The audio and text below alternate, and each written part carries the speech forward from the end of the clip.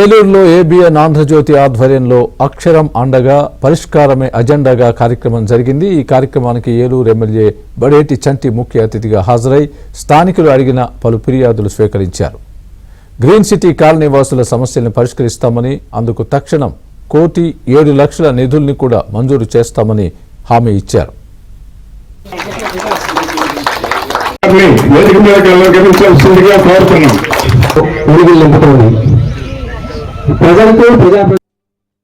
Bridge sanction చేయించడానికి చంద్రబాబు నాయుడు గారు హామీ ఇవ్వడం ఒక ఎత్తైతే 9 సార్లు తిరిగిపోయినా కానీ ఫైనాన్షియల్ శాంక్షన్ వల్ల రేపు మేలో దానికి శంకుస్థాపన జరుగుతుంది.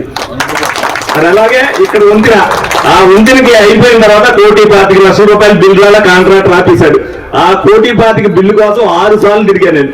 ఆ 1,25,00,000 ఇప్పించాను కాబట్టి మిగతా బ్రిడ్జి కంటింది. ఒకటేదో మనం చెప్పేస్తేనే అవదో, వాళ్ళ పని కూడా మనం చేసి పెట్టినట్టయితే అవుద్ది. డెఫినెట్ గా మాతో పాటు ఉన్న మేయర్ గారు అవ్వచ్చు, కార్పొరేటర్లు అవ్వచ్చు, టీం వర్క్ ఎక్కడేదున్నా సరే ఇది ఉంది, ఆ సమస్య మనం తీర్చాలని చెప్పి నా నోటీసులో కంటే నేను అందుబాటులో ఉండబట్టి వాళ్ళు తీసుకొస్తున్నారు. నేను నిరంతరం ఉండబట్టి నేను ఎక్కడున్నా సరే నాకు ఫోన్ లో ఈ విధంగా ఉంది అని అంటే ఇమీడియట్ గా మేయర్ గారికో, ఆ కార్పొరేటర్కో, లేకపోతే కన్సల్ట్ డిపార్ట్మెంట్ లో ఏకో ఎవరికో చెప్పడం, ఆ సమస్య ఒక రోజు కాకపోతే 2వ రోజున తీర్చడం జరుగుతుంది. కాబట్టి ఈ రోజున ఎన్నిసార్లు నాతో సర్వే పెట్టా చంద్రబాబు నాయుడు గారు 100% ప్రతిదానికి కూడా ప్రజాసేకరణ చేస్తారు.